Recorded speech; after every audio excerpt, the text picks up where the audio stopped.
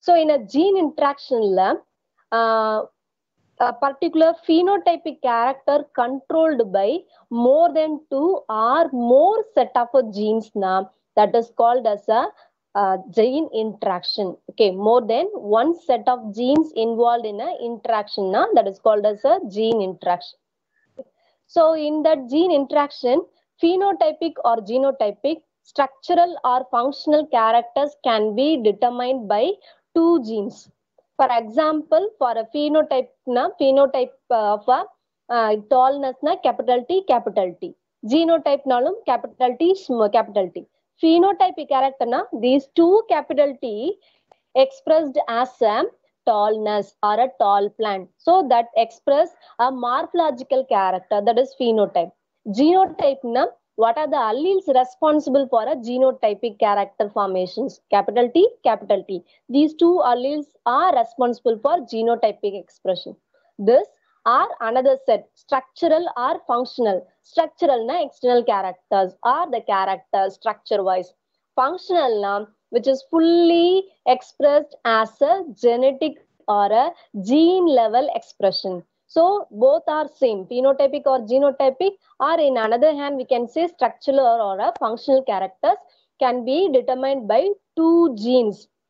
What are the two genes? One is for a color, one is for a shape. Okay, so likewise, two genes are responsible for a phenotypic or a genotypic character formation. Character are otherwise called as a traits.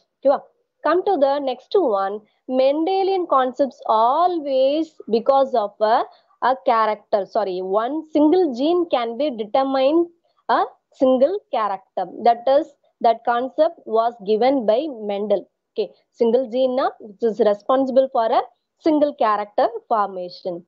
But after Mendel, more scientists, more geneticists were gave many explanation. Apart from that Mendelian concept, in a post-Mendelian concepts, they were given a number of concepts. So according to the post-Mendelian concepts, many genes can determine one character, or one character can be affected or controlled by many genes. For example, two or more than two genes involved in determining the character or a trait now, that is called as a post-Mendelian concepts. Then come to the next one.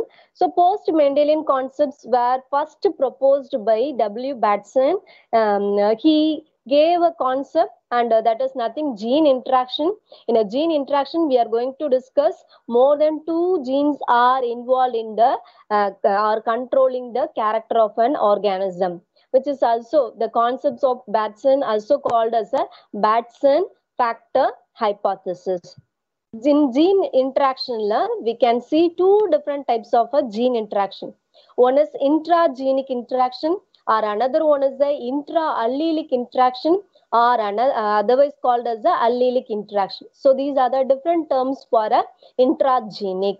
And in a intergenic, another terms also there, intergenic or interallelic or non-allelic, different terms are. One more question. Then come to the next slide. Types of gene interaction. Just now we discussed two different types of gene interaction. Intragenic, intergenic. What is intragenic? If you are observing this picture now, you can see a chromosomes.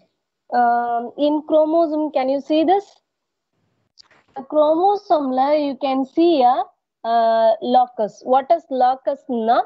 Where the genes are present on a chromosome is called as a locus. So in locus, imagine in a gene which have a two alleles or pair of alleles. Imagine this is a locus. In the locus, you can see a two alleles which is located in a same position. These two alleles are responsible for interaction.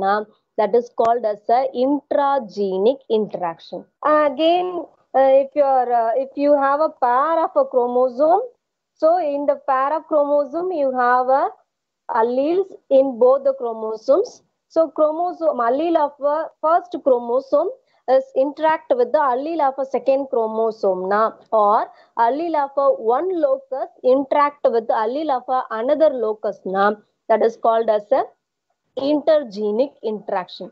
So under the intragenic interaction, incomplete dominance, codominance, multiple alleles, lethal genes you are going to see.